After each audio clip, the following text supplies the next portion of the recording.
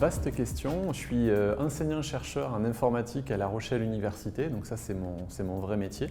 Et quand vient le soir et que l'ombre se répand sur la ville, je prends une cape de citoyen engagé sur des valeurs que vous connaissez bien et que vous partagez, qui sont celles du numérique responsable. Est-ce que vous avez du temps pour que je réponde à cette question? Si je dois faire court, c'est l'élément qui me permet de coupler la transition numérique et les urgences climatiques et sociales. Et puis si vous voulez une définition un peu plus longue, on est sur tous les procédés qui permettent d'améliorer les impacts économiques, sociaux et environnementaux du numérique, et aussi tous les procédés que le numérique peut permettre d'améliorer au niveau environnemental, social et économique. En fonction des indicateurs, on est sur les fameux 4% des émissions de gaz à effet de serre au niveau mondial. Au niveau français, on est sur du 2,5%. Ces émissions de gaz à effet de serre n'existaient pas il y a quelques années et les projections ne sont pas très réjouissantes vu l'évolution de l'utilisation et des usages. On est sur 10% de l'électricité mondiale consommée dans le numérique. On est sur 40 milliards d'objets connectés. On est sur 70 métaux différents à peu près pour un smartphone. On est sur, pour un ordinateur de 2 kg, l'équivalent à peu près de 800 kg de matières premières ou de plusieurs milliers de litres d'eau. Des choses plus récentes, pour une conversation avec ChatGPT, on est sur à peu près une demi-bouteille d'eau consommée. Voilà des chiffres que je pourrais décliner à l'infini, mais qui sont assez représentatifs du numérique aujourd'hui.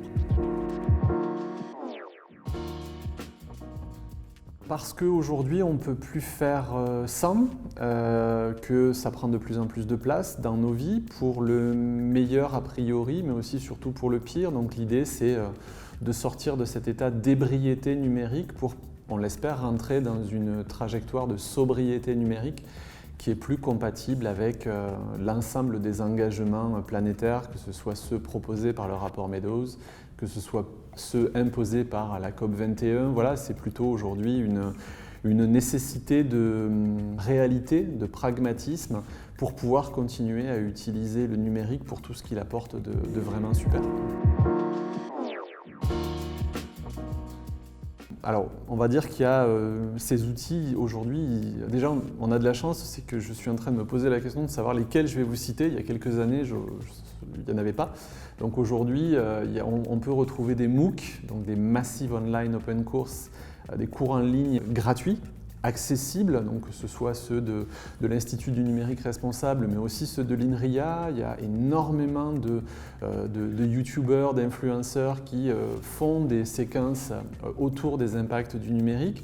Et puis il y a autour de vous, il y a toute une série de personnes, y compris et surtout à Rochefort, qui peuvent vous accompagner et vous aider à monter en compétences. Et ça peut être une petite capsule vidéo d'une demi-heure à 2 jours de formation, voire plus si affinité. Mais aujourd'hui, le choix, il est plutôt là. Les catalogues existent. C'est maintenant en fonction de ce que vous voulez faire et de ce que vous voulez devenir que vous n'avez plus qu'à choisir finalement quel acteur sera le plus apte à vous accompagner. Pour limiter les impacts du numérique, les gestes quotidiens, il y a déjà considéré que le numérique n'est pas en soi un produit jetable. C'est quelque chose qui a coûté beaucoup d'argent, beaucoup d'efforts, beaucoup d'énergie, beaucoup de produits à la planète, donc ça se respecte. Donc on respecte les équipements, on les entretient de la même façon qu'on entretient sa voiture, on entretient son numérique. J'ai l'habitude de dire, pour paraphraser peut-être quelque chose qui vous rappellera des souvenirs, le numérique est notre avenir, économisons-le. Voilà, c'est déjà, il faut économiser son numérique. Donc déjà, il y a une prise de conscience au niveau matériel, et puis après, il y a une prise de conscience aussi au niveau du service. Et là, ça nécessite peut-être un petit peu plus de connaissances, de compétences des fois, mais en tous les cas de pragmatisme. On évite de travailler trop en mobilité, on essaye plutôt d'utiliser la fibre. Au niveau du numérique, on réfléchit à ce qu'on consomme, la manière dont on consomme, les médias qu'on consomme, l'information a une valeur. Donc quand vous êtes sur Internet, l'information communiquée se respecte. Tout a un prix aujourd'hui, si c'est gratuit, c'est que c'est vous le produit.